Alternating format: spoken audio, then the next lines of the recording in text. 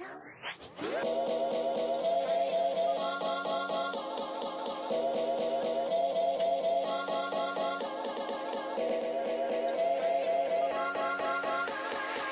now for my next number, I'd like to return to the classics.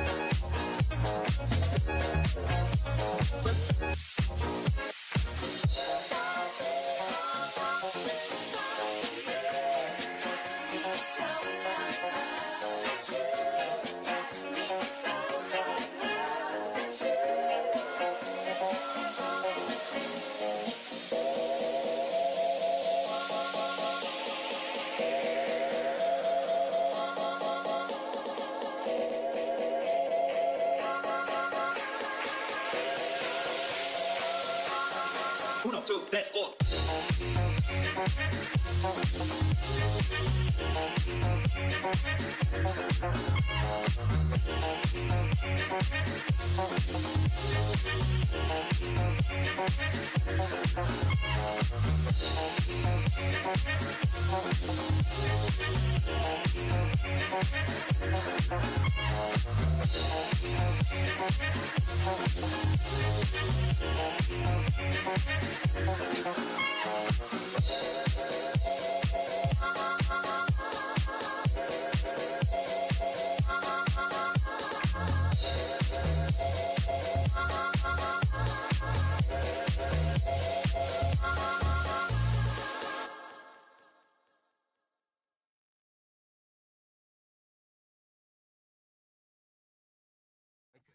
And we are live.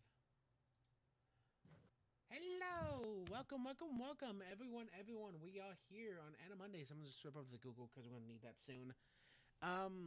So quick. Oh yeah, I was gonna tell you. All right, go ahead. No, I was gonna say about like your. Oh well, you go ahead. Say what were you gonna say? I may have to use my phone because I mean I am using my PC. It's just that I have to use my phone as the mic because right now I'm rearranging my room and I'm not done and I still have like a huge cluttered mess going on and for now I have I don't know how the mic is gonna turn out because the mic is like I have like some items that have the mic in the way, so Wait, I okay, don't know. I'm confused. Wait, so the mic is still attached or it's not attached? It's still there, but I have items like hanging. I have like a shitload of items over there. Like I said, I'm rearranging my room. Yeah, he's got his Ludi mags all over the place. Zooty Max. Does anyone What's that? do people still buy like nude mags? Nude mags. Like do people still like is Playboy still active? From as far as I can tell, only digital, not magazines. They stopped making the magazines. Yes, Playboy magazine still exists. After shifting to digital-only format in 2020, the publication returned to print as a quarterly release. Today, the flagship magazine combines its heritage priorities with interviews. Okay, so yeah, it still makes it, but it looks like it releases it like a kind of a big chunk every so often. Like probably like every few months they release like a couple of mags. Wow, I didn't notice that. That's crazy. Well, okay, that's I what bet the AI says. Here, let me actually see. No, that'd probably be bad. I won't want to click on the Playboy actual there website. must be Let's a look. lot of demand. There must be a lot of demand for that. Well, I mean, there's still like old elderly like some people, especially nowadays, we actually want to hold on to like our hard copies of things. Like people are actually getting upset with the digital age because the fact of the matter is you technically don't own what you have on digital because at any point in time a company could be like, well, we no longer want to carry this movie or this game, so it's gonna like remove it from our service. And I'm like, wait, but I bought this, and they're like, no, technically you didn't buy it, you just allowed us to like kind of like give you the licensing to use it. On the digital file. Yeah, exactly. So I remember that happened when I bought Scott Pilgrim versus the World years ago, and they stopped supporting service for the servers in like 2017 or something like that, and so it made my copy like dead. And when it came back from Sony, when they did the remastered version, I was like, oh boy, so does that mean my copy's gonna work? And they're like, no, this is technically considered a whole new game, so older copies of Scott Pilgrim still won't work. I'm like, this is bullshit. So then just give me a chance to like either upgrade the current copy I have to a remastered version or give me the remastered version. And they're like, no. Yeah, I remember playing Scott Pilgrim at a friend's house years ago. It was a fun game, but it's pissed me It off how was. often that happens. It really was a funny game. But yeah, so we got kind of like a small laundry list of things to go over for today. But we also have a opportunity here that I want to like go over. Actually, you know what? Let me turn on my mic a bit, just a bit. Okay, I think I got it. I think there should be fine for the actual gain. But yeah, so we have a few things we can talk about currently, but I also want to go over the small list of like our animes. And what this is, it's not exactly like what we think is either the best of the best, or even it could be our favorite animes. It's just a random top three animes that we really, really, really like and we hold near and dear to our hearts. Because this way it can kind of give you a better understanding of what we like. Oh So, yeah, today's. I'm not sure if it's appropriate, but it is men's oh yeah, it's mental the health start of awareness month. Men's Mental Health Awareness Month. I think that is an important thing to talk about because especially nowadays, like there now more than ever has not been more apparent than like men, especially like young men, don't feel like they are appreciated, nor do they feel like they should put in any effort to do things to be appreciated. Like the idea of a man like working hard Yeah. to like get a family, get a house, get a car, all these things are slowly Or leaving. make ends meet. Exactly. Like more men are having like just like no will to do anything. More and more people, especially young people that I work with, like they just don't really care much to like put as much effort into doing Yeah, stuff. Hi, welcome I dumpster. think. Welcome. We're just talking about Men's Mental Health Awareness Month. Yeah. So yeah, I think it's important to talk about that. I don't want to put too much time into it though because we are mostly focused around anime. You know what? Maybe that's something we should have done. Maybe we should have talked about like some of our favorite male characters from animes. Yeah, but we'll do that. I mean, Yeah, we'll do we that still next got a time. whole We'll do month. we'll do that. We'll make a list for that next time. So look forward to that next time, next week. Right now, we're gonna go over some of our favorite animes before we start off the actual Because like. it's already planned out. Yeah. So do you want to start off or do you want me to start off? How about you start out? Okay, so again, this has no actual like this is just a list. This doesn't mean it's my favorite anime of all time, any of these, nor does it mean like I think these are the best animes. These are just hold special like place in my heart for whatever reason. It could be like the voice acting, the animation, the time it came out, what it meant to me when I first watched it, if it's the thing that got me into anime. But essentially, the first one I want to start out with is a series that I don't hear a lot of people fucking talk about a lot. And it came out, I believe, in 2004. Let's see. But yeah, it is this series right here called Escryed or Scryed. I always call it Escryed. But it is a phenomenal series. Anime, yeah, first episode aired in Japan in 2001. I think we got it here in the States with dubbing in like 2003, 2004. I saw it on late night Saturdays, and I thought it was one of the fucking coolest series ever. The premise of the show. Let me go to the wiki. Uh, let's see. where can I go with this? Okay, so the series takes place in several years after the Great Uprising, a powerful geological event which occurred in Kagawa Prefecture near Tokyo, dividing the series into two parts: the Lost Grounds and the mainland. Alongside the disaster, many people in Lost Ground began to develop powers known as Alter, granting them the ability to create weapons with supernatural properties. Among the steady rising of numbers of Alter users, there were two forces that directly opposed each other: the native Alters, who lived in the outsides of the central city and avoided any relationship with the government, and Holy, a subgroup of an organization called Hold.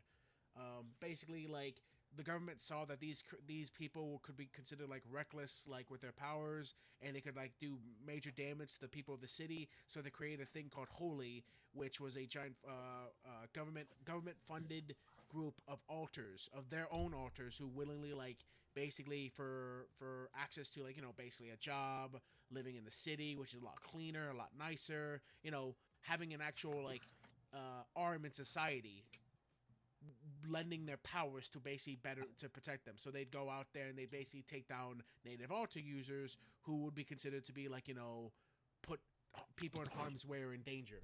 And that's kind of like the premise. You follow two specific characters. One character is technically the main character, but the other one is considered the second main character in this series, and that is the main character who actually put my name on it, Kazuma. He is. Oh, that's where she got your name. Well, the reason why is because some of my favorite characters in anime just happen to be named Kazuma or a variation of Kazuma. And he's actually one of my Kazuma Kiryu and Kazuma Konosuba. He is one of my fucking favorite characters growing up. I fucking love this guy. So his alter power is the fact that he could actually, like, gain a weapon on his arm. Like, his arm became an actual alter weapon, which he could, like, enhance his strength, his durability, and everything. That's kind of like his premise. And, like, it was fucking, like, the song Reckless Fire, one of the most banger openings ever. This series is great. It was at stellar animation for the time it came out, and it had probably one of my favorite stories growing up. I highly recommend Escryed. It is an amazing series. Give it a shot. I even heard it got, like, a new like OVA movie a couple years back, because the series, like, had 26 episodes, but some people were kind of, like, upset with the ending. So I think it finally got, like, a here, let me see. Go back to Wiki. Yeah, Anime Film, the Alteration Tau, and then another one. So they got one. Which one was it? I think it might have been this one, 2012. So it had two movies come out. I actually gotta watch these. I haven't actually watched either of them. But yeah, I would highly recommend Escryed. Alright, Han, what about you? Yeah. This is gonna be I'm either choosing Konosuba or ReZero. Okay, so did you want me to put Konosuba first and then ReZero, or? It's because given that it's a top 3 list, Well, I think I am leaning. Again, this doesn't mean like you love one over the other. It just kind of like gives an idea of what you would recommend and why you like this anime. I'd say the one I was more fond of was Konosuba. So you want to put ReZero first? So, yeah. And then, no, because I think I'm going to choose, I think I lean towards liking Konosuba than ReZero, but... Right, so in the placement hold, you talk about ReZero first, right? There was a placement holder, but I was like, you know what, I think I'm leaning towards Konosuba. Okay, so you want to talk about Konosuba first? Yes. Okay. I'll give you the stage. I mean, Konosuba is one of my favorite animes too, but I was gonna talk about a different one. I was gonna try to go a little bit more old school with some of my picks, but go ahead. Yeah, it was one of the ones that I remember watching fondly in high school. Would you say it's like one of the animes that like got you into anime, or did you just like was it? Yes, it did. Well, it's not it didn't get me into anime, but it definitely like it got me. It improvised me more to get to watch a lot more other anime. Okay, so it's kind of like the stepping stone. I had other friends. I had other friends too who recommended it to me. Gotcha. So it was the stepping stone you needed to kind of get you involved into anime. Yeah, it was more like that. Okay. Do you want to talk about anything else, like the story, the characters, anything like that, or you just want to like? I just love how the anime just like parodies like RPG games, because I was always somebody, given that I grew up with retro gaming, I never understand the appeal of RPG games, and I feel like Konosuba was like one of those animes. Wait, so you like definitely never actually played like Wait, Like it definitely mocks the RPG genre on purpose, and they're just I like, would you say know in what? some areas, in other areas, it definitely like seems it was heavily inspired by that too. Yeah, but but in my lenses, it felt more like it was mocking the RPG genre.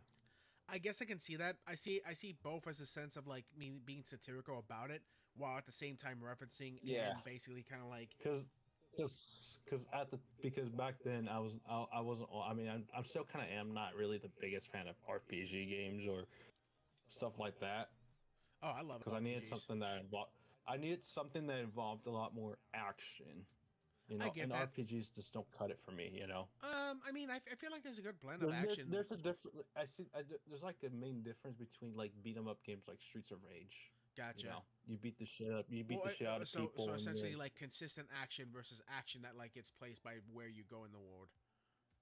yeah. Yeah, I guess I can see that. I need to like beat up some baddies, you know, like in Final Fight or like I mentioned, Streets of Rage, Double Dragon, Battle Toads, things like that. Yeah, Oh my god, or that Turtles new of Time. have you seen that new Jane Silent Bob fucking beat him up? James Hunt, no, I haven't paid attention You to haven't it. seen it? Oh my god, it looks horrendous, dude. Jane Silent Bob. Yeah, it's because I was very fond of I look I am somebody who grew up with a lot of who grew up with arcades, you know. Like look at I this used to shit. play a lot of arcade games. Okay, I used to play them at laundromats, Well, arcades, yeah, I mean, I like did too. Like, usual. there's a lot of like beat 'em up games I used to really love playing as a kid. But like when I saw this game, like, and I was watching like people actually play it, like it had so many moments where the actual like animation just felt stilted and just like chunk.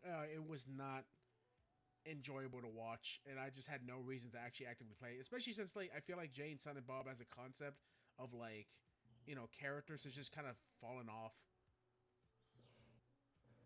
Yeah. But yeah, okay. So for me, one of my games, I mean one of my series that I really like, one that I think is I don't hear many people talk about this series. Did you ever watch the series called Outlaw Star? Um, I've heard of it, but I never Outlaw Star is one of got those time. animes to me that like basically help like is beautifully like represents of the time of where we were. Kind of like I'm not gonna sit here and say like we've lost like a new current anime has lost the ability to like make something worthwhile. By no means. I think there's so many great animes out there, but like Outlaw Stars is definitely within the time period of when like we were just kind of tossing so much at the wall to see what really worked. And Outlaw Star just had a beautiful blend of like 90s to early 2000s animations and character designs, while also being Yeah. like the premise itself is literally this guy named Jean and his friend like run a like kind of like not mercenary but kind of like group where they get hired to do jobs, and they get hired to do a specific job, which was relocate a girl who's not really a girl. Bunch of stuff ensues. You find out this girl is worth more than what like that was led on, and they get attacked by pirates. And like this world is a beautiful blend of like galactic travel like journey while also maintaining itself as kind of like being very comedic and very like again I think one of the best things that this show does is the blending of like basically like kind of a space opera feel to fantasy, because like the Gene he uses normal guns, but he also has a weapon called a caster gun, which is essentially a specific type of gun that shoots like magic bullets. And when I say magic bullets, I don't mean they penetrate. I mean each different shell has its own spell it casts when it fires. So one can be like a like electric shock, one can be like a jammer, one could be like this black hole that gets shot and absorbs the person inside. Like it's literally like depending on what the actual mage put inside the shell is representative of what it does.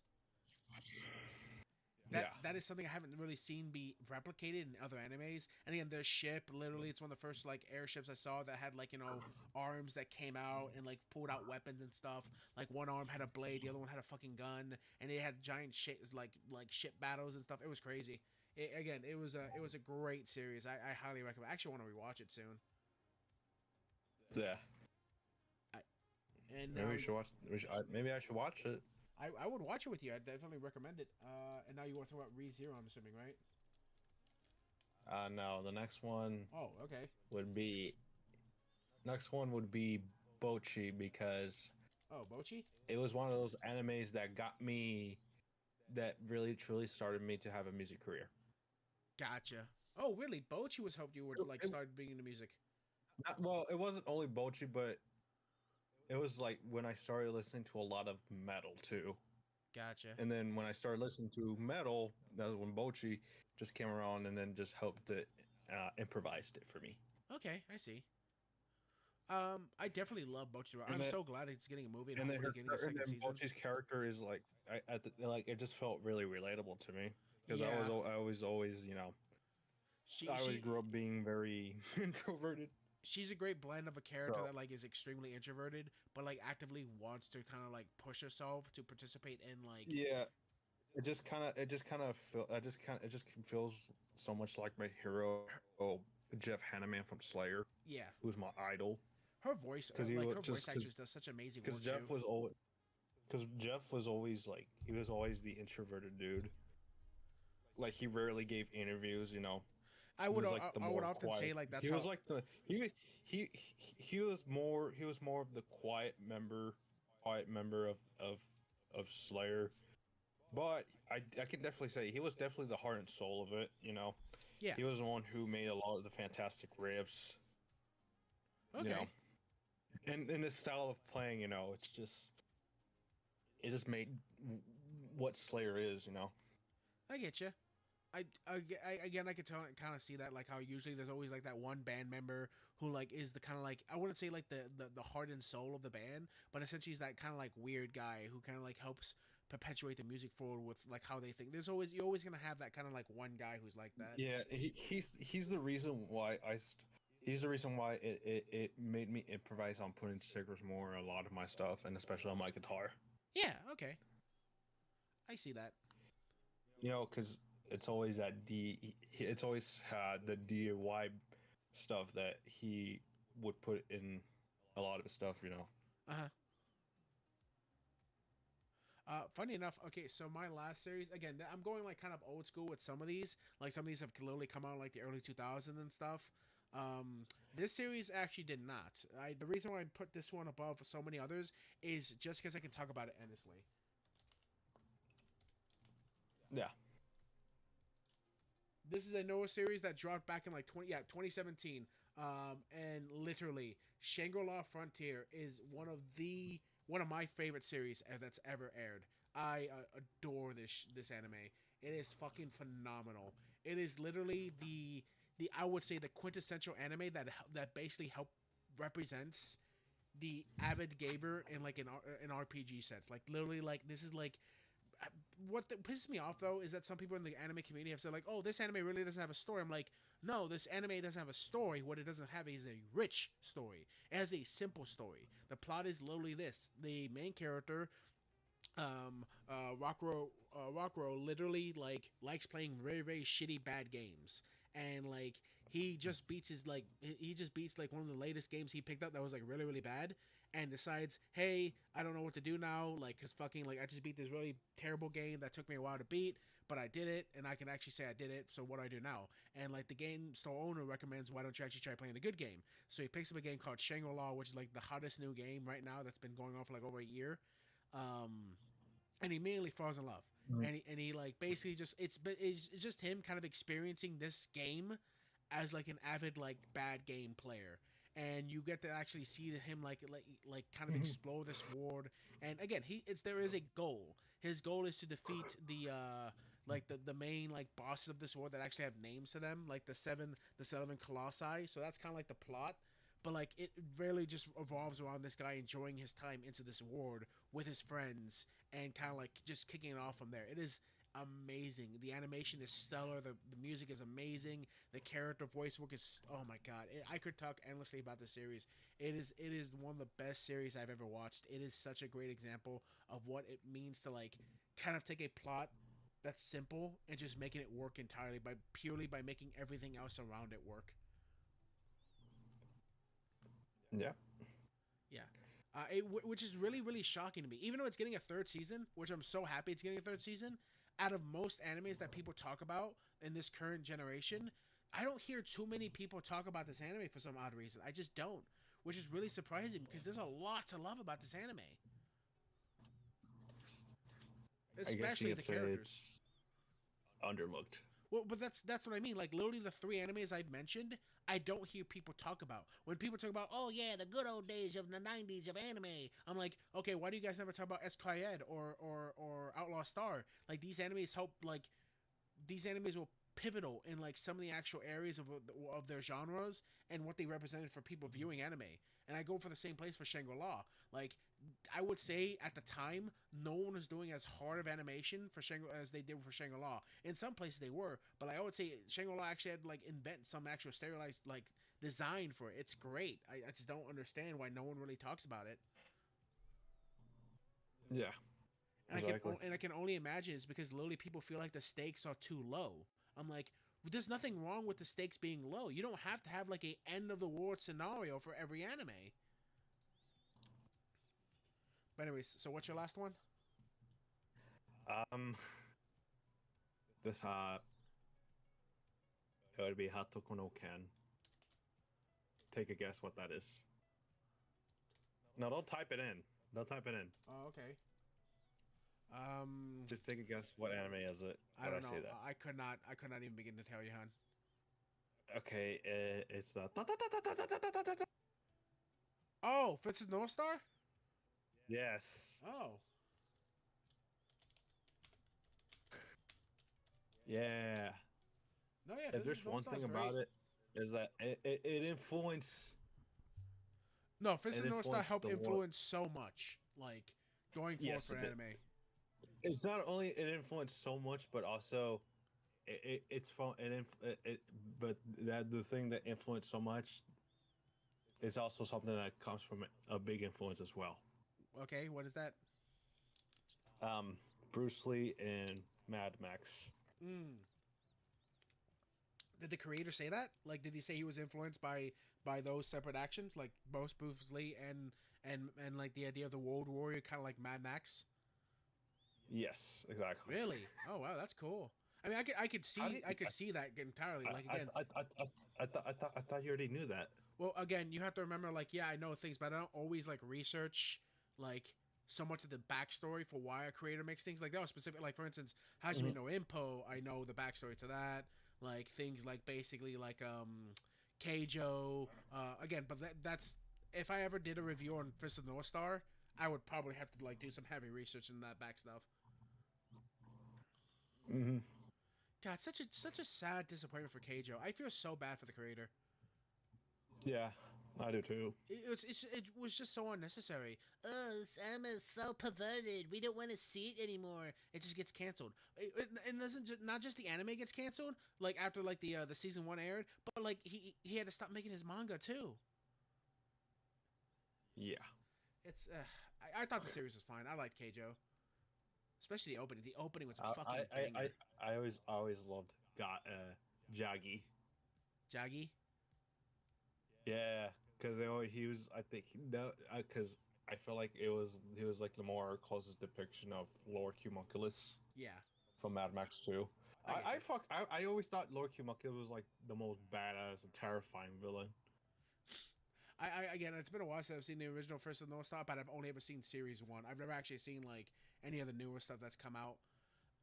Yeah, But okay, so we I don't. don't know. I feel like Lord Homunculus from Mad Max, along with Jason Voorhees, like popular are made the idea of hockey masks Oh yeah, there terrifying. was a period of time when like hockey masks were like very like popularized and like again like the creator for the Mighty Ducks the actual cartoon series was both inspired by of course the fact that he had to be asked, hey, can you make a cartoon show based on Disney's Mighty Ducks for us? And then he's like, sure. And then he was slightly inspired by the hockey goalie mask, and he took like reference from Jason to his creation.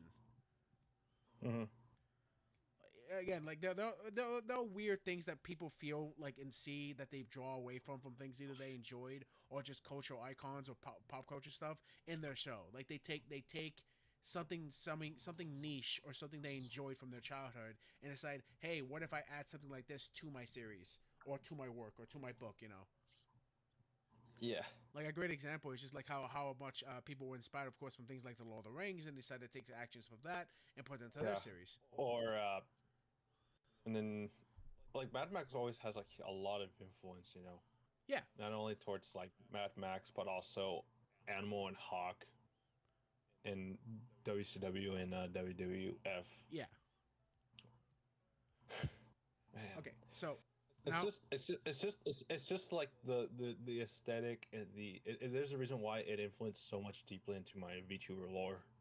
oh yeah, it's the whole idea of like being this kind of like road warrior, traveling the land and being hunted by like different like variation factions. It doesn't feel like it's one of like I don't like fantasies at all, but it's like it doesn't feel like a fantasy because Well, there's because nothing like it's not a fantasy. magical It's and a this and that. post-apocalyptic like You're just world.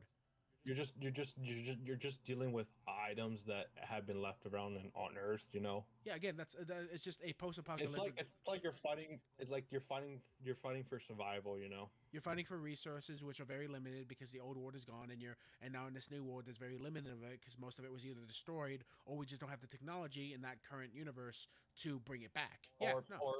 Or there's like a totalitarian regime. Again, yeah, because That's literally, taken.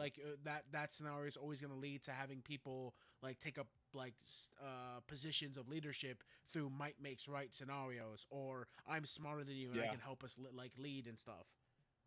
Yeah, and one of the things I love that got, and it's one of those things that got me into old cars, you know. It's especially with Dukes of Hazzard and Mad Max because of how badass the cars look. Like they were cool when they were like from the factory, but once you have the post-apocalyptic vibe, you just add so much things to like make it Oh look yeah, junky the and badass, exposed you know. piping and like exhaust and like the fact that the hood's gone. Remember where we did like a live stream where Yeah, we did for our our favorite cars and favorite like yeah, yeah, I know. yes.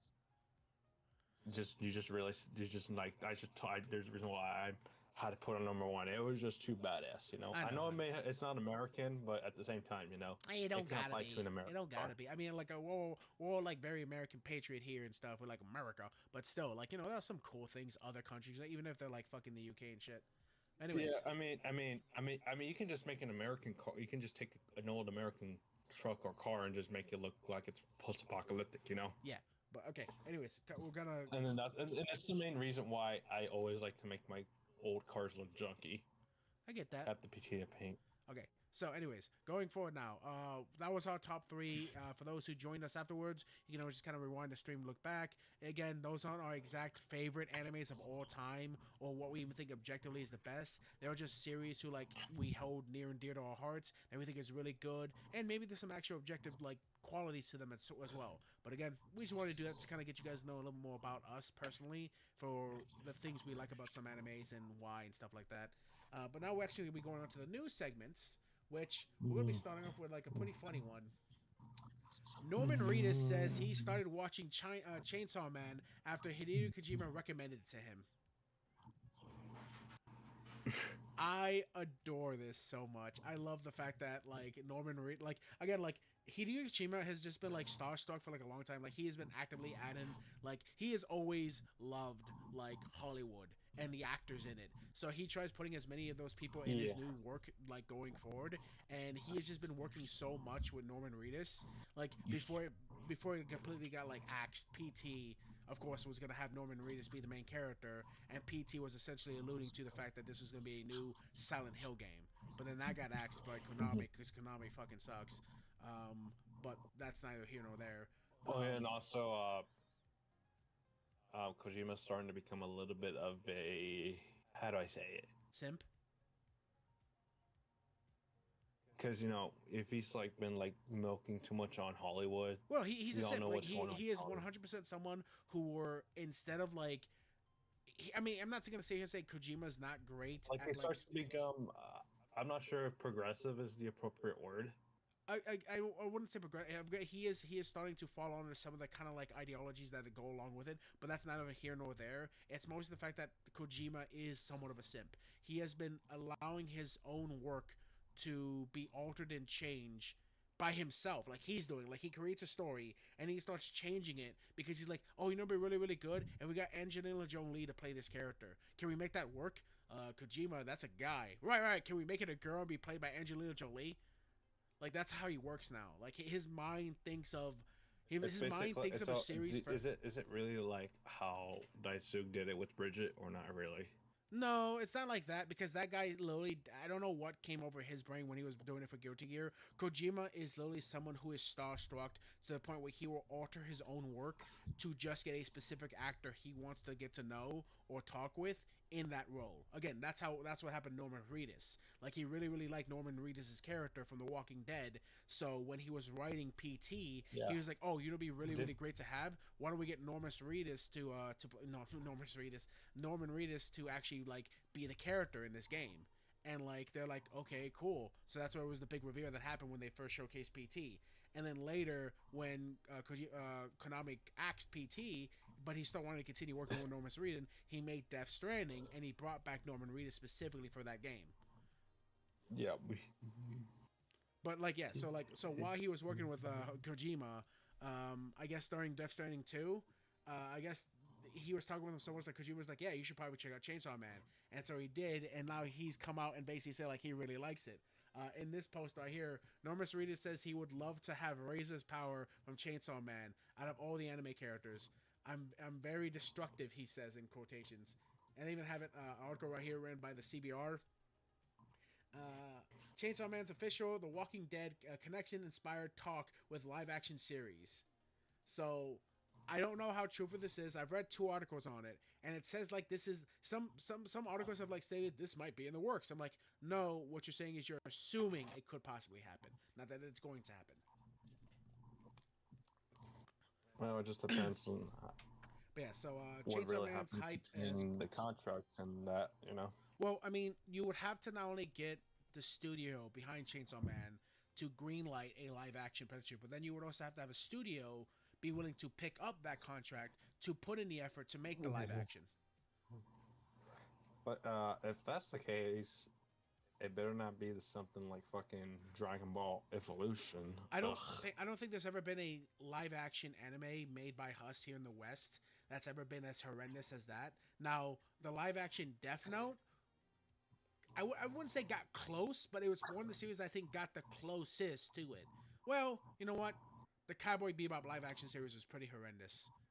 That was a really bad live action. That was a disaster. They literally had to change the characters. Like the director wanted to have that scene from the movie so bad that he completely like rewrote the starting point of the entire season just so he can have that scene when Spike walks into the grocery store and beats the shit out of those guys. He just really liked that scene a lot from the movie, and he took the movie, which in timeline wise happened like midpoint of the series, to happen in the beginning of his series. It's just so weird. I just don't.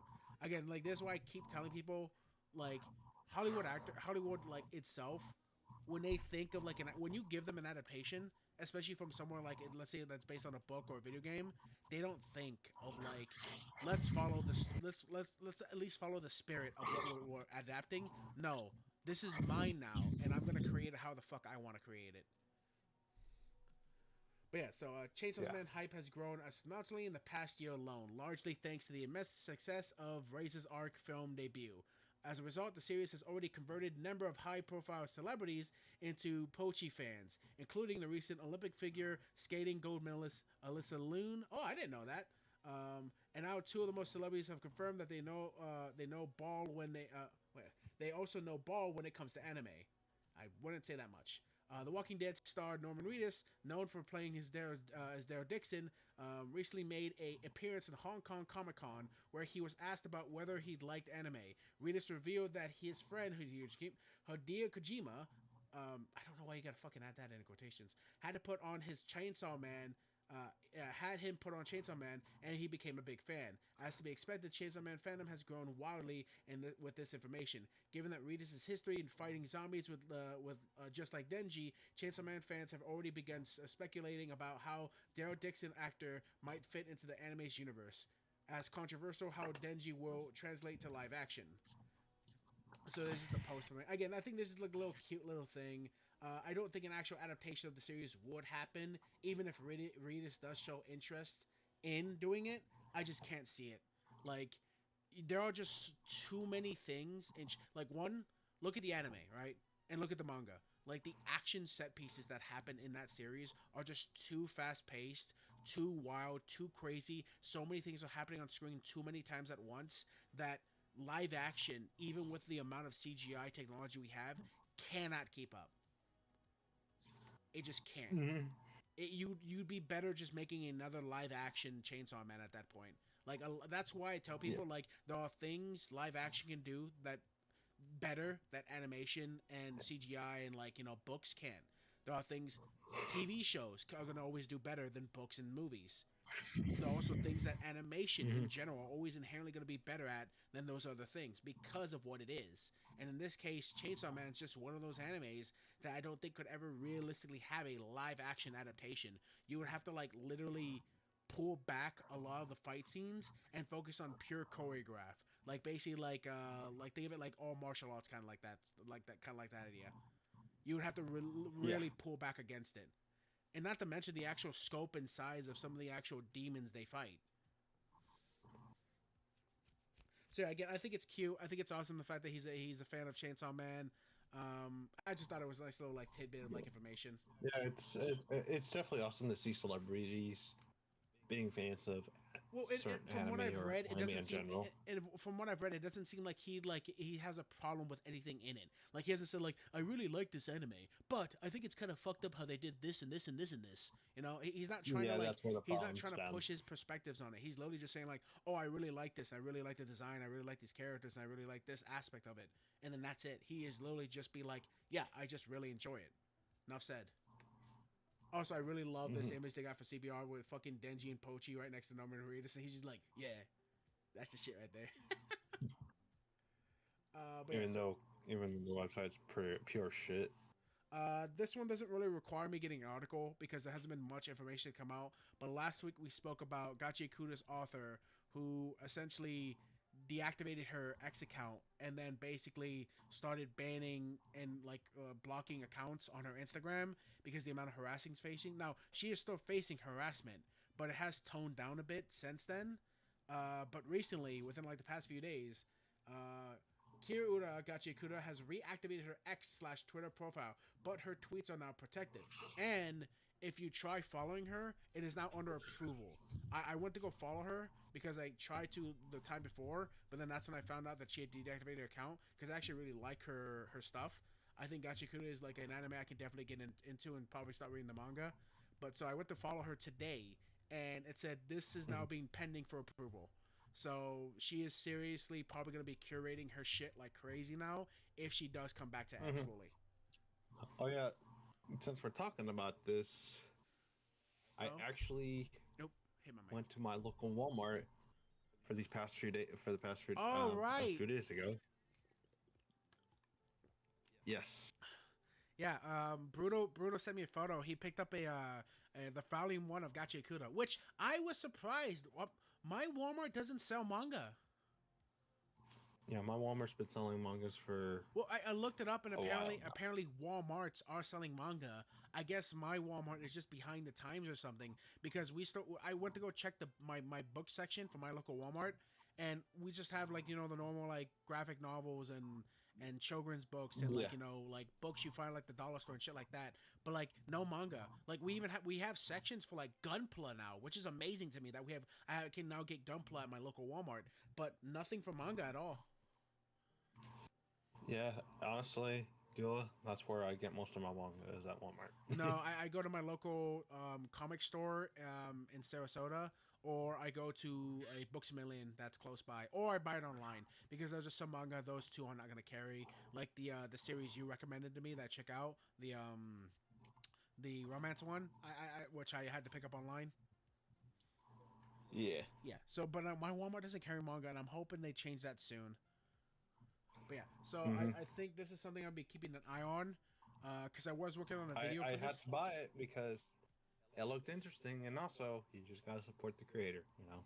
Yeah, I highly recommend, like, if you guys like Gachi Kuda, especially now with what's going on with her, If you do like it and you've been thinking about supporting her, like buying the manga or something, I would say probably do it.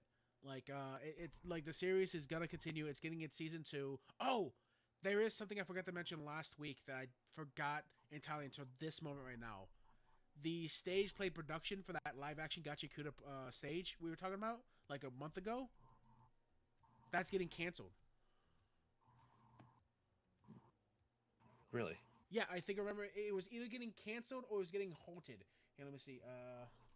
Gachi Kuda live stage performance canceled.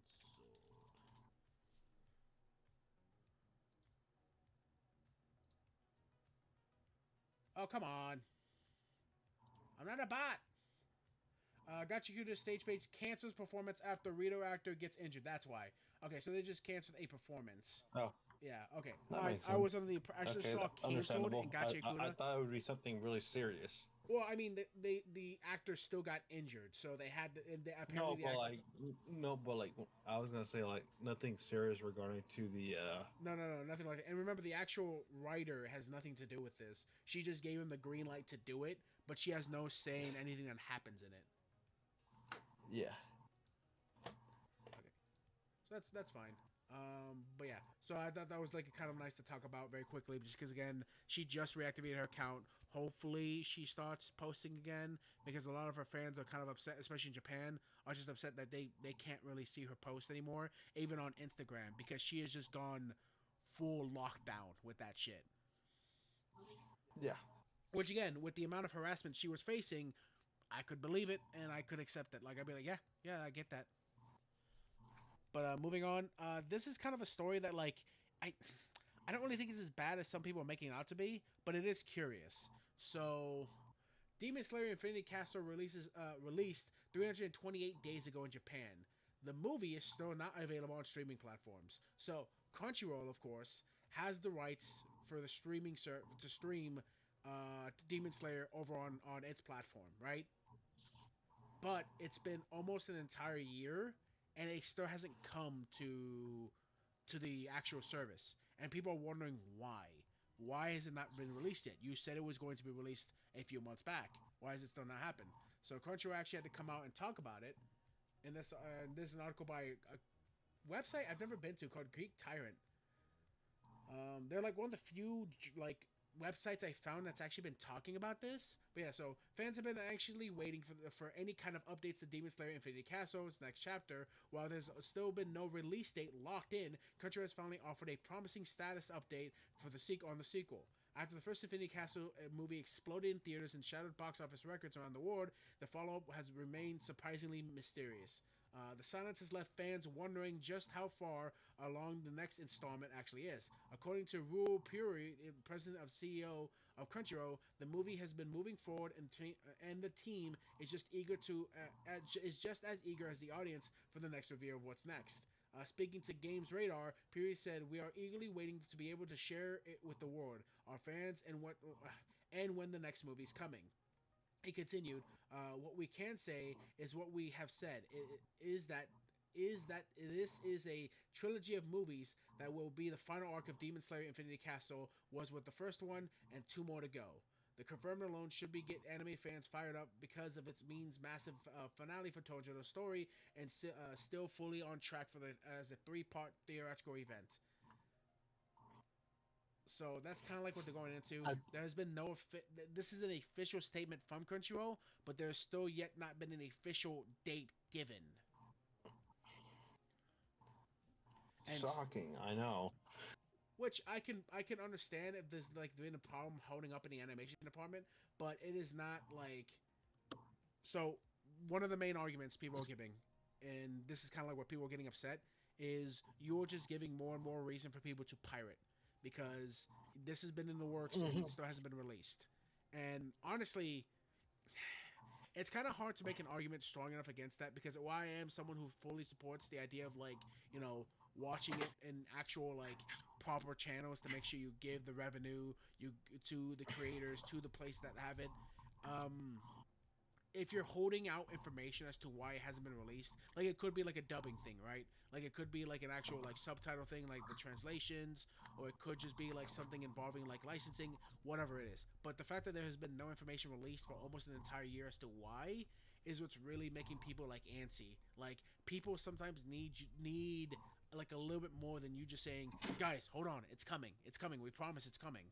You kind of need to actually like, you know, hey, this is kind of the issue. It's just like with JoJo. Well, yeah, it's just like with JoJo, and in that case, like that was just a ridiculous fuck up.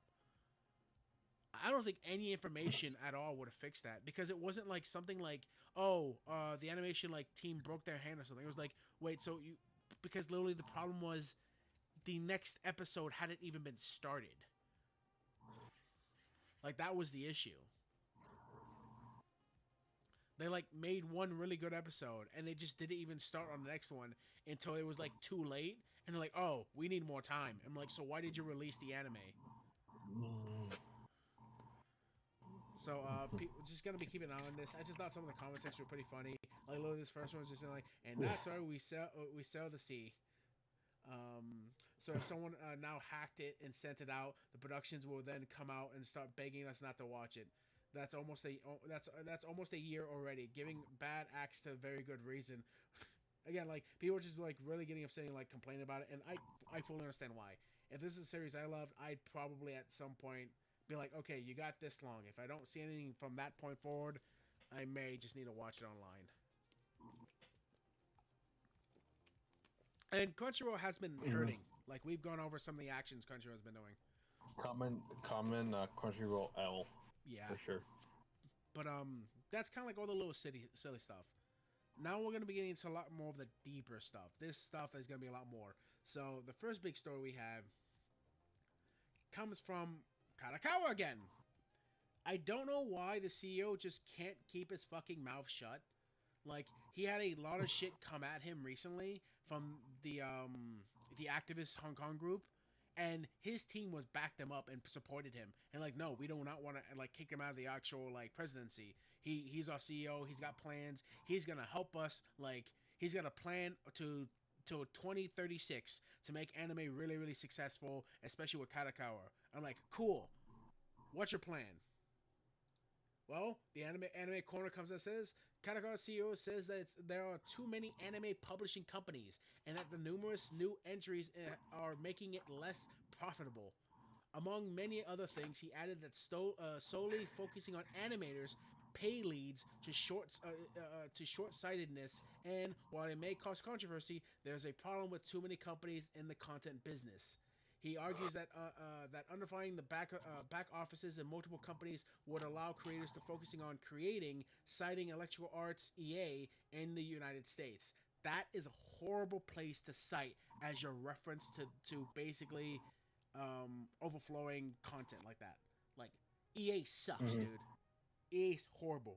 This is like extremely apparent. I don't know if it's because he's been like in talks with some of these like other companies in the States or something, like why he would reference that, but it was just a horrible example. But essentially, to break down what this comment is saying is, he's making an argument that the reason why you have been seeing so many problems in the industry lately when it comes to animators being like, you know, crunch time, and then why there's not enough of them to go around, is because there's too many new publishing companies being created, and then the actual content that's coming out for them is shit.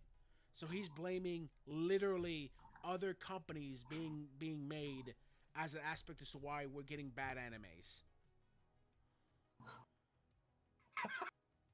Yeah, he's literally saying like, wow, there's too many businesses in the industry now. Go away. Again, and that's not just me saying it. Literally, if you go to this article right now, I know, from Anime Corner, it's just... Yeah, so KADOKAWA CEO partly blames increasing... Yeah, he blames new anime companies for making anime less profitable. So, in his comments made last month, KADOKAWA CEO Takashi Natsuo said that there were... No, again, he just has to keep. He still has to keep spitting out of his ass. No, remember last week when we talked about how his own words fucked him over, and he had to take a pay cut in his company because he fucking said like, yeah, we're gonna probably like some of these enemies are like too provocative and sexual. Yeah. Overall, this motherfucker just clueless. No, He's just clueless. he is an idiot. I truly was like, no, okay, let's give him a chance, guys. I think he just kind of fucks up, and then he comes out like, But you know what? it just feels like he's just clueless, you know. I don't think he's clueless. I just think, okay, in a sense, I think he's clueless for what he's saying, what he's thinking, when it's literally something he should be shutting his mouth and not mentioning. Like, it's okay for you to think the guy next to you is fat, but if you literally said, like, you know what I'm getting tired of? All these fat fucking people taking up all this space. And he just sits there, like, twiddling his thumb while the fat guy looks at him. Like, it's one of those things where, like, you probably would have been better if you would have shut your mouth. Yeah. But yeah, so in comments made last month, Kadokawa CEO Takashi Natsuo said there were too many anime and publishing companies, and the numerous new entrants of the anime industry are making it less profitable. He also lamented that despite Kadokawa being a big four book publisher, Shokuro Sensei, Kodoshizo, and Kadokawa, the big four only make about 20% of the market of new books compared to 80% of the others. They go stream via Nikaji on X. So experts of his statements are below. So I believe these are the... I don't know what the fuck these are. Okay, no, go away. Go away. So I'm not going to be able to read that. So I think I can actually probably go to the actual accounts, like what they're talking about here. Yep, okay. So, see translation. So, at Nikiro Kazumi, only Minister Kimino Oda's remarks are being highlighted by President Takashi Natsumo. Statements are also quite provocative. And it's only so typical of Natsumo that he also doesn't seem to be considering things like, from the what position are you making these statements? Meanwhile, I can't help but give a worried smile at Kadokawa's reporting and releasing, avoiding touching on this at all. So that doesn't inherently tell me what they're talking about there, but hopefully the article keeps going into it. So, in the first image, it does. In the first image, Natsumo says that solely focusing on animators pays leads to short-sightedness. And while his comments may cause controversy, there's a problem with too many companies adding that in the anime industry there are loads of presidents, executive, sales staff, etc., making up a small anime production companies rather than creatives. He later says that more company groups absorbed these staff are necessary, joking that it would make the president of these smaller companies disappear, before correcting himself and saying that they would still exist but wouldn't be necessary. He goes on to say that the second image, that when all these new players cropping up on the anime market, anime becomes unprofitable. Not to make cited examples, consolation in the gaming industry, such as Square Enix, formerly known as Square and Enix, Koei, and then Sega. I'm not sure where the fuck they keep adding these. It's just so annoying. Just say Sega. As success stories. He argues that the undefining back offices of multiple companies would allow creators to focus on creating, citing Electronic Arts in the United States. LDP Minister Kimi Oda, who lamented includes intellectual properties and Cool Japan initiatives, replying that she worked on very small game companies, which allowed the young generation to bring in exponential and cutting-edge ideas. She also said that the strength of Japan's content is diversity. Oof, there's Diversity? Yes, is diversity. I'm assuming she means the diversity in ideas, not the diversity in the sense of like people. Natsumo said like, that not like the whole like not like the typical when we say diversity. Not when we say diversity. Natsumo said that these companies would still exist, but under a group of subculture, citing Kadokawa, which has 7 studios, following the last year's acquisition of CPU. So essentially, what he's stating is basically like there are too many people within these actual place of these companies that you would actually have like managerial positions, executives, the CEO, the president, yada yada yada, and all these companies, because you have all these people outfitting these companies rather than just having one company that just has like basically having one group that is just basically primarily made of creatives, like, you know, the storyboard artists, the animators, and so on and so forth. He thinks that because you're spending all this extra time building up a company from nothing, it'd be better if they were just acquired or bought out by a much larger company that's already established, and then that company could just be focused around being the animation team, a la, again, the people he cited. So he's basically saying, like, there should only be like 7 big companies, and there should be small subsidiaries of those companies. Mm-hmm. There's never been a bigger example of corporatism I've ever heard in my life. The fact that, like, hey, no, but that's literally what it is. He's literally telling people, yeah, I don't like the fact that you're starting up your own business. You're moneying up the work because you have to put in all these different people on payroll. You should just essentially become a subsidiary of a company like us. And I'm like, no, because you started out as a small little chain. You started out as a small little company. What you're basically taking away any opportunity these guys would have to become big. You're just saying, like, we don't want. Essentially, what he's saying is, I don't want competition. And again, I'm gonna have a story that's gonna come up next that's gonna fly in the face of this guy, because again, he's saying, like, oh, for creatives. I'm like, but you're studying creatives, because what if these creatives don't want to work within your company because there are aspects of your company that they don't like. There are things they don't feel like as though they're getting the rights to, or the ability to actually create and make, and being a part of this big corporation that you have. And it's really telling the fact that this is where his mind goes when discussing this type of stuff.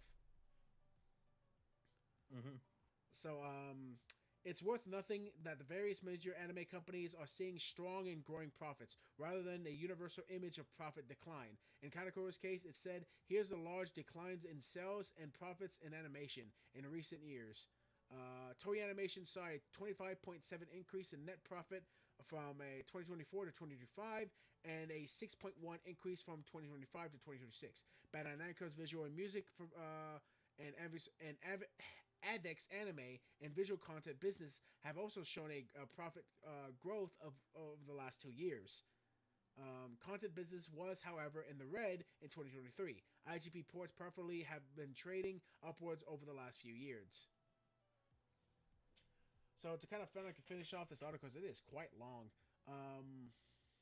These comments are made in April 26. A few weeks later, in mid-May, Kadokawa's largest shareholder, Activist Infrastructure Management Company, called for the shareholders not to me as the company's director and CEO for the upcoming June 2026 AGM.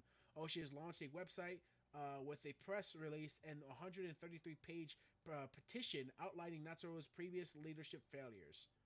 So that's just kind of going over what we talked about last week, about like how like they tried to like basically toss the guy out, which again, they're pointing out his failures. We can kind of like make an argument whether or not you see those as failures or not. In some cases, yes. In other cases, probably not as much. It was just probably like, a difference in opinion. But yeah, so that's kind of like what he's going with. And again, his entire plot line, his entire point of view is the fact that you should just essentially join in with one of the bigger companies. Yeah. Like, he hates the fact that there are so many other people trying to get into the actual industry through making a new company altogether. So the reason why that kind of flies in the face with this next point, it just feels more like a desperate attempt. I wouldn't say a desperate attempt, but I would say he's definitely like, because remember what he wants to do now. He thinks, he's been like, oh, it's harder for us to find animators and creatives here in Japan. Let's outsource to other countries now. So he's been going to places like India, like France, like Korea, and he's been looking at their IPs, their webcomic series, and their animators and stuff, and saying like, hey, would you like to work for KADOKAWA? Well, that's what he's been doing, and that's why he's been creating that new like award shit where like you enter in your like fucking your own series, and then we're like, at the end of the competition, wherever you land, you can actually like not only come work for us, but we could actually greenlight your show. Mm-hmm. So yeah, that's kind of what his motif has been. But yeah, so anyways, the reason why this is very important is because recently this happened. From Anime Updates, veteran animator and character designer Kohei Hamadan has left Studio Madhouse after 35 years. Quote, there was no attempt to even retain me. and it was over just like that. I spent 35 years at Madhouse. I spent more than 20 of those years as an employee. My retirement slash severance payment was 0 yen. I have already joined another company with a fresh start in the Oh my mindset of God. newcomer. Yeah, Zero. he Not, got a ooh. severance package of 0 yen after being with that company for over 35 years. Oh my God, dude. Going into this article, speaking about Wow. Hero of Anime Ranch, there wasn't even an attempt to keep me on. Veteran animator reveres a abhorrent departure from Madhouse after decades of service. Veteran animator and character designer Kiryu Hamadan revealed on X that he left Madhouse at the end of March, ending a 35-year association with the studio that included more than 20 years of employment. In the post he shared on his birthday, no less, Hamadan wrote, I've gotten another year older before disclosing that he is departing from Madhouse at the end of the March. He described the end of his tenure as abhorrent, stating there wasn't even an attempt to keep me on. Essentially like, hey guys, I'm thinking about leaving. And they just looked at him like, alright, see ya. Hammond further revealed that despite spending 35 years working exclusively for Madhouse and more than 2 decades at the company employed, he received no severance pay upon leaving the studio. He, however, did not provide further details regarding the circumstances of his departure. The animator also confirmed that he has already joined another company, and he said he's approaching a new position with the mindset of a newcomer, and continuing his hone his skills by studying works of veteran animator and creator designer Toshio Sumida. Shibura. I can't speak. Javier has contributed in numerous anime productions throughout his career in Madhouse. His credits include Monster, Nanana, Kojiro, Ultimate Survivor, My Love of You, Yamada. Oh, I love Yamada-kun Level 99. He worked on that. Nice. Origamochi, Captain Sakura, among the titles.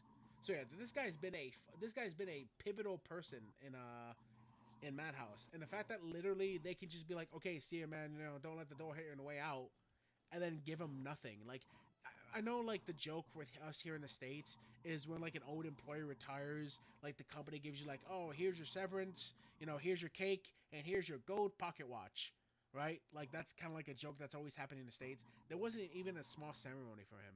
Like, to give yourself to a company for, like, that long, and then to be like, peace. Like, I'm glad he's found another studio, but then again, this kind of goes back to what I was talking about with KADOKAWA, why I'm like, oh, really, that's your opinion? That, like, oh, fuck all these small studios, you should just become subsidiaries of larger companies, and then you can feel like you're a part of the family? Yeah, I'm sure this guy totally felt like he was a part of the family when they just said, fuck off. Yeah. Like, how Like are you it's going to almost treat like they were one of your... it was like not even part of the family in the first place. Exactly. Like, again, he's been with the company for 35 years. I'm not gonna sit here and say like I know the guy. Maybe he could have been a loner that was like on the sidelines and just working on stuff, or maybe he was actually someone who people actively talked to, that he helped mentor some younger animators. I don't know. But the thing is, when you've been with some in a place for so long, there is a part of you that still stays with there, because it's that time you remember, man, I spent so long here that it's actually kind of hard to leave. And then just to be told, that's cool, grab your stuff, get your shit, and get out. There's never Yeah, there's never a thing. that's one way to really tell your employee like you're fired. Yeah, no. Essentially. And again, we don't know if he said he left, and we don't know the details as to why he left. But I'm assuming he probably, just from what I'm reading and from what I'm seeing, he probably started feeling like like he just didn't feel like he was wanted. Which, given how they like treated him in when he was leaving, yeah, I could kind of figure that. Yep. But yeah, but that's why I think it's kind of stupid, the fact that KADOKAWA as president is just like saying like, yeah, fuck competition.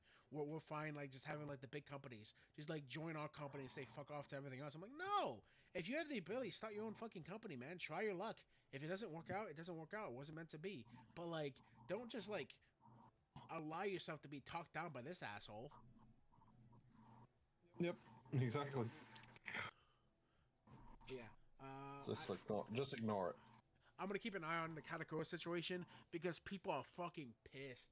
Like, again, we went over it last week, but like people already didn't like him for his past. We've been talking about it for the past few weeks now. Yeah, but like remember last week I was like sharing some of the things people were saying, and people were like say like fuck this guy, this guy's an asshole. Wasn't this guy that said this about anime and so on and so forth? Like looking at like here, all right, so first one from Madam Savvy. Actually, we don't like competition because it means our customers will go elsewhere when we censor everything and piss them off. Bad idea to use EA though. Meddling watered down every studio there. Brought rolling slot machines. Japan needs to lock in, and they won't they won't need the West companies to succeed. But that would be a big change for the future of anime. Biz in Japan has just been a big wash. For lack of better term, there's simply still a pre-war corporatism mentality that runs central values in the free market of capitalism. At the federal level, bonkers. Yeah, again, this guy's literally saying this is not a capitalist mentality. It is a corporatist mentality. What he's speaking about. Yeah, definitely a corporatist. What I don't know what capitalism has to do here. Granted, people with a lot of money, they definitely well have the reason why this guy brings up because in a doing capitalist mindset, it is the idea of you entering the workforce and being able to have the ability to use your money or gain your money to start up your own business and make it successful. In a corporatist mindset, it is like, nah, fuck that. We don't want competition. We just want you to enter into our already established field and give us more money. Yeah,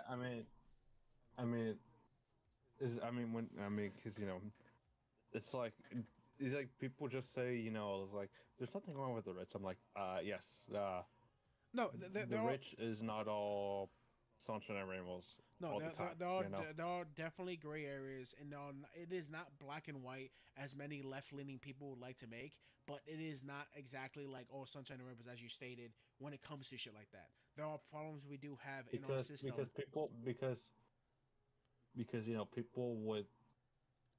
with who are rich are capable of doing a lot of stuff like I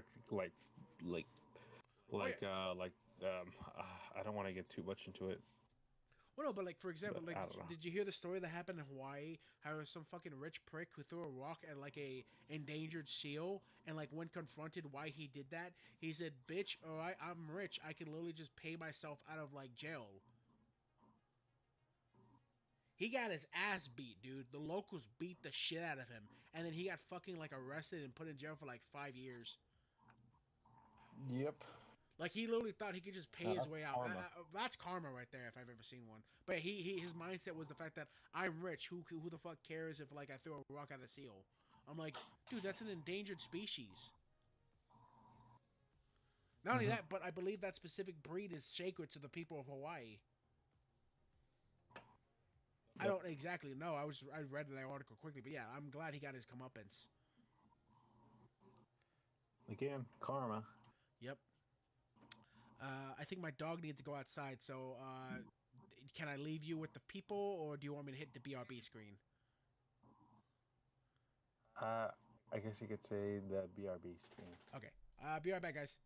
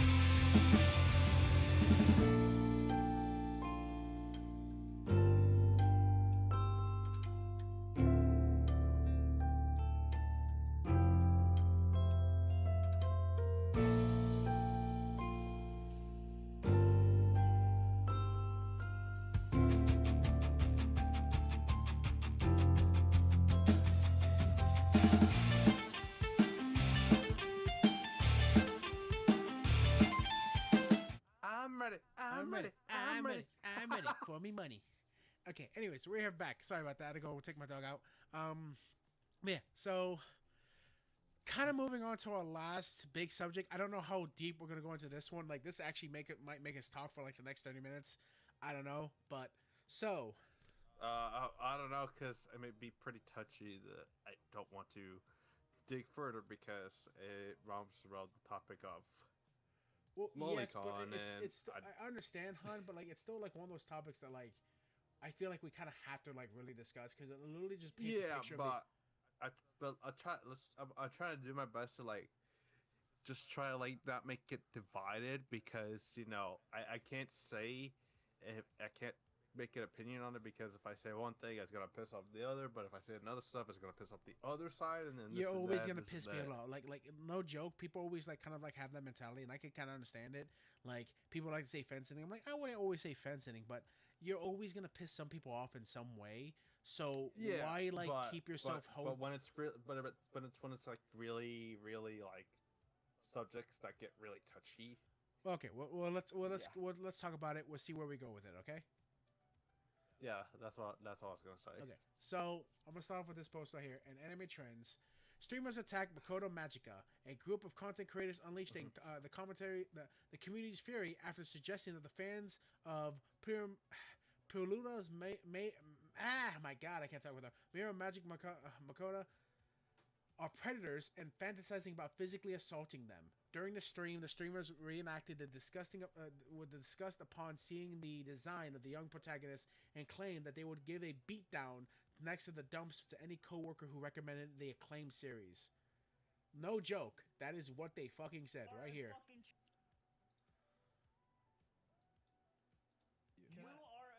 No wonder it's a bunch of fucking dumbasses of streamers. So, okay, I don't really know majority of these people. The only one I actually know that's there is Ludwig. God, I hate fucking Ludwig. No, Zipper, can you pull up Madoka Magica? What are you getting him to do that for? I'm just asking a question. 1,000 years old? That's what I'm saying. That's what we always do, and we always make excuses. Have these motherfuckers never seen the show? Okay, so just tell me. Oh, these motherfuckers don't know the fucking context? I'm just asking if Wait, hold on, hired. Okay, so just tell me. Right. So what are we doing? doing? Images. I'm just asking if Puella, Magi, Madoka Magica would count for this category you're talking about. If I meet somebody, if I start a new job and my coworker says this is his favorite anime, I'm like, yeah, I'm gonna beat the shit out of you after work. Yeah, oh, dude, you are so fucking cool. You'd beat the shit out of the person who said like, yeah, I like Madoka Magica. Dude, I couldn't see you even attempting that. You'd puss out so fast. No joke. This guy doesn't. This is the type of fucking like bullshit. Like, oh, because you're online, you feel the confidence to say that. No, the fuck you wouldn't. You're the last person, aside from the dude next to you. Aside from literally the dude next to you, who looks more like a pathetic dickhead than you do, I can't see you even remotely lifting a finger to try to fight someone. Especially with those retarded ass glasses. It's not even just the glasses. It's the entire aesthetic, dude. I hate the people who like to act like fucking... That's like the most stereotypical asshole millennial you'll see. Oh, 100%. He literally exudes fucking like estrogen, and that's coming from me. Kill you, man. Wouldn't do that. We're gonna beat the shit out of by the dumpster. No wonder millennials give me a bad impression. I might talk to If them. I'm being really honest. It's a good show. Look at him. Even Ludwig's like saying like it's a good show, guys. It's a good show. Okay. Yeah, but Ludwig. Okay. Why is that? When is that Okay. ever a good enough reason? Why is it good enough reason for us to say like it's a good show? Because literally you're judging a series based upon the fact that the main character is a young high school girl in a magical girl series. They think it's like their immediate conclusion is like, yeah, sexual. No, their immediate conclusion is what the fuck, dude? Because again, That that's where is their nothing- mindset always goes. Not only that, what's ridiculous about the idea of the Madoka Magica entire argument is the fact that they're judging it because how the character looks. Meanwhile, the actual series is one of the most fucked up like realities of like, really hey, fucked up. yeah, exactly. Hey, you're a magic girl. Congratulations. You're gonna be fighting things, horrific monsters on a daily. Like again, Sailor Moon makes it look kind of like nice sometimes, but there are some crazy creatures even in Sailor Moon's And then case. your friends will die in a very brutal way. Brutality amongst like again, this show was like loved initially because literally it was one of the first shows to ever take that concept of the magical girl and put it in such a dark reality for the theme. because that's kind of what it is. Like, again, it's like it'd be really cool if I was a Power Ranger. I'm like, yeah, even though like the series makes some of the villains they fight look kind of like goofy, a lot of those actual creatures would probably be horrific in real life and probably like literally kill you. Yeah.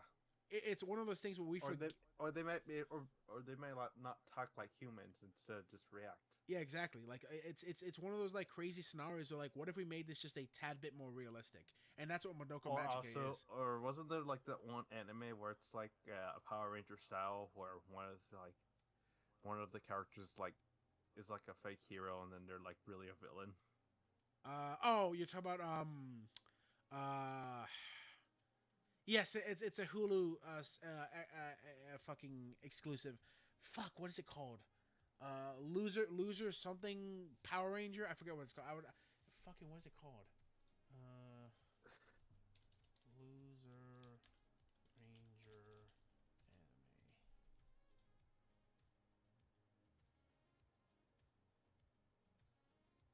anime. Go Loser Ranger. That's what it's called. Yeah.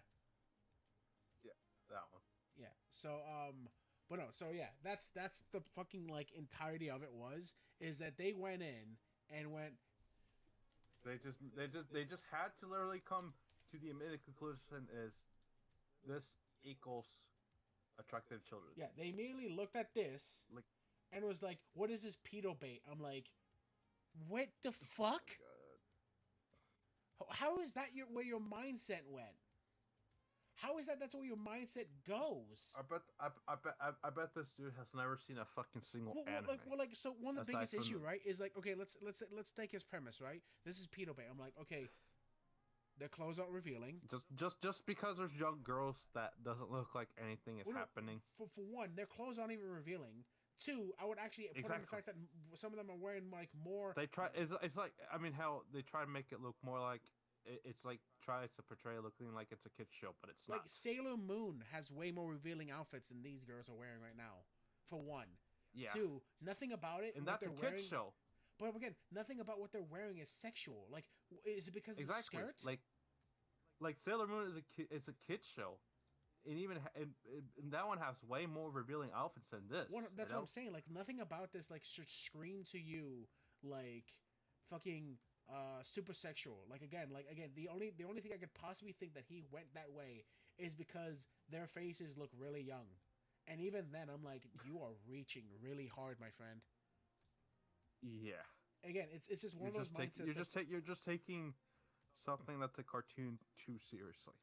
And not even just like the fact that you're taking it too seriously. To put it to you're taking it so seriously that you're like, yeah, if my coworker told me they were into this, I'd beat the shit out of them. I know that's like trying to play it up for like a joke, but bro, who the fuck are you kidding? And then the guy next to him is like saying like, how is like it just tries to interpret as saying you're gonna beat your coworker because he just likes anime. Well, it's not even the fact that because like in his mindset he's like, oh, he likes this show. I think this show is bad because it has like looks like little kids. Therefore, he must be a bad person because he must be a pedophile. Like that's where his mind goes. And what really bothers me is, again, like that very last sentence where Ludo was like, guys, it's a good show. Like implying like it's a good series. It's got like a good story, maybe good characters. Like saying it's a good show implies there's something inherently good about it, whether it comes from the characters, the story, the themes, or whatever. And then the guy goes in going like, Ludwig, how is that an argument? I'm like, what do you mean? How is that not an argument? Mm-hmm. Oh man, they would have been a lot more easily bought hurt if they started to hear about the archive. But these are the people who enter into the space without actually like really like even engaging with the culture of what anime is, without its community, everything, and they're just like the fucking assholes who like saying like no. Yeah, but like if you mention Blue Archive to the table, they would end up having more of a Galaxy Brain take. Probably, but that's what I'm saying. Like here, even going off Savvy, she even commented on this saying, Ludwig clearly watched it. Why didn't they take him out to the dumpster and beat him up? Why did they continue to talk to him? Will they keep being his friend? What happened to the strong, brave words? It's almost like they know their brain dead damage is inferior.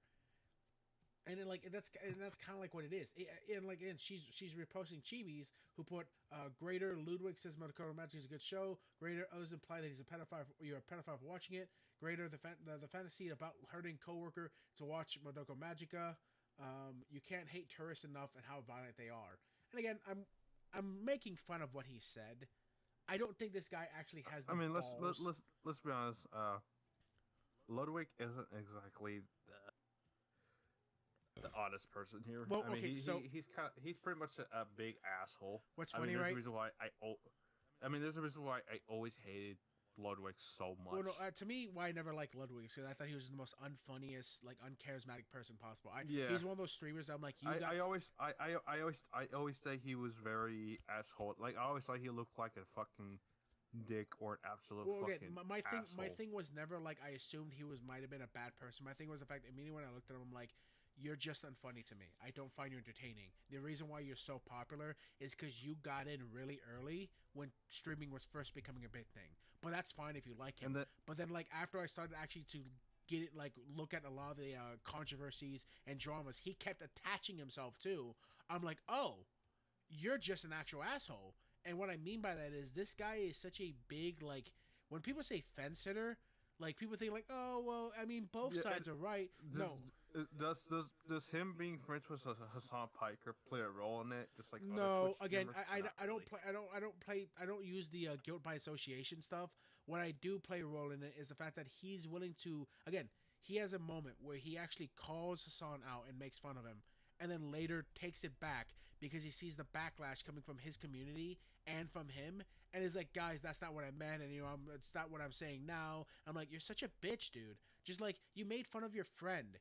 Okay, if he can't have like the fucking like the ability to take in some criticism and see that you're just making a joke, then what the fuck are you doing? Why are you being friends with someone who's gonna get so ass mad over the tiniest of joke? And that's how Ludwig is. He's willing to capitulate to other people because they're either larger creators than him or because he knows if he like doesn't say anything the right way, he'll lose a potential friend or someone who is his friend. And I'm like, if your friends are so shallow, so easily like fucking breakable if you make one small comment or criticism or of them, easily butthurt. yeah, then why are those the friends you want to surround yourself with? Like they do stuff that's motivated by butthurt. If you have to walk on eggshells to be someone's friend, that is not a friend you should be with. It's not. You shouldn't need. You shouldn't have the need to basically like censor yourself so wholeheartedly to not hurt their feelings. A lot of these Twitch streamers have trouble acknowledging. But the reason why I bring this up, right, is because hands down, because it's Ludwig. People were like, Ludwig's, being kind of genuine here, and he say it's a good show. I'm like, no, hands down, because Ludwig is in like seeing the fact that they don't like it, and even though he said that in the moment, guarantee you in 2 days or so, he's gonna come out and agree with them. Because that's who he is. He's a spineless fucking.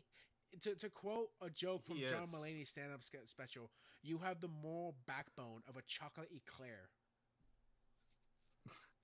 Because it's true. I've never seen one man pivot away from a position so fast. No, I'm saying that's one way to put it. Well, but that's what I'm saying. It's true. I've never seen a man legitimately pivot away from a position he once had to go along with the mainstream narrative or what his group of friends think. It's like pure pressure in the worst way possible. And that's why I fucking don't like Ludwig. It's because he's a spineless, weak-willed individual who is willing to go against his own morals and principles just to adhere to his friends who are around him. He sucks. Yep. He really does. But that's what I'm saying. If he sticks to his guns with this, and he's like, yeah, it's still a good show, despite what they're saying, I don't think they're pedophiles for them, then that's cool. I'll give him some props and I'll praise him. But if he like capitulates and literally changes his viewpoint in like 2 days, then no, fucking, it just goes along with everything else I've said about the guy. He sucks. Yep. Yeah. So like again, like these guys are just tucking out their ass. Like it's people say like, oh, it's just a clip, guys. Calm down. Or like, you're not even seeing the full context. I'm like, there is nothing. Again, this is what I tell people. If you have to make the argument that you're not seeing everything in context, when literally the context is them directly saying you are a PDF file if you like this show, there's nothing before or after in that context that could make the sentences of what they said better. like taking something out of context is if you clip someone says like, and I'm gonna kill you, and then that's the full clip. I'm like, they said they're gonna kill that guy. I'm like, pause. What did he say before? That's when you start looking at the actual context of extending the clip. But if you're allowing someone to outright say a full sentence, point to the point where the period happens, then there's not really much. You have to look at the actual context of what they're saying in that clip to then argue about that. That's why I don't get what a lot of people say, like, oh, you're taking it out of context. Like, no, you're not. No, you're not. There's no context you can give to change that. I always say when people bring up the arguments like, "Oh, you're just taking them out of context." They do that just so this way they have anything to kind of like go against, like the. It just reminds me how Vosh always does it. Yeah, there's so many people who do that nowadays. It's ridiculous. It's a grand talking like use of strategy for some people when they get caught in something. It's like, you're taking me out of context. I'm like, what? How? You just said it. Everyone heard you say it. How is that taking you out of context, man? But again, these guys are just fucking idiots. So much contradiction. Yeah. So much contradiction. No, and again, I was gonna comment on this, but I was like, you know what, this would be a great thing to talk about because like how fucking stupid these guys are. Again, for right now, I'm giving Ludwig some props. But if in 2 days he changes his position, nah, I'm gonna take that shit away. But yeah, that's the last thing I wanted to talk about. And honestly, like, I think it's good to kind of end it there with our like perspectives on it because I think. I really do think the best thing I read the entire time looking up news stories today was the Norman Reedus thing. I'm so glad he like enjoys Chainsaw Man. I think Chainsaw Man's great, and honestly, a lot of people are upset with the ending. You know what's funny? What's up? My close friend from high school really likes Chainsaw, but he doesn't like the animation studio. Really? He doesn't like this. He doesn't like the studio behind Chainsaw Man. Yeah. Well, okay, we did see like. Was it Studio Bones or or was it Madhouse that did Chainsaw Man? I don't know, but he seems to be pretty pissy about it. Like, he loves Chainsaw Man, but for some reason, yeah, he's pretty pissy about the animation. That tells me that the fact that it was a TV show, but who did the actual animation? Fucking wiki. Shonen Jump. Chase My Fellow So Dingy. North American Manga. Illustration. Viz Media. Publisher. Anime television adaptation was boosted by. Yep, Mappa. Dude, Mappa's great. Oh, okay. I don't know how great Mappa is, like, internally, because we've been seeing a lot of companies be shit, but Mappa as an actual animation studio has been pretty damn good. They've been consistent. Yeah, I don't know what's going on with them. I guess I would have to talk to your buddy about it, but, like, yeah, no, like, that's, like, the last thing. Just kind of going to wrap it up there. There's not really much else to say. We are going to talk about more things next week involving, like, the men's mental wholeness. I think I got a good top 3 for that, or even, like, a top, like something for it. And Bandos. And I've been thinking about doing a couple of reactions to actual people's videos about anime and stuff, and I'm wanting your opinion about some of them, so going to be doing some things like that. So look forward to that, guys. Hope you guys enjoyed this segment. Hope you guys enjoyed the stream thus far. I got nothing else to say but my usual outro, so I'll give it over to my co-host, Bruno. No matter what you are in the world, no matter what time it is, are you trying to take my outro?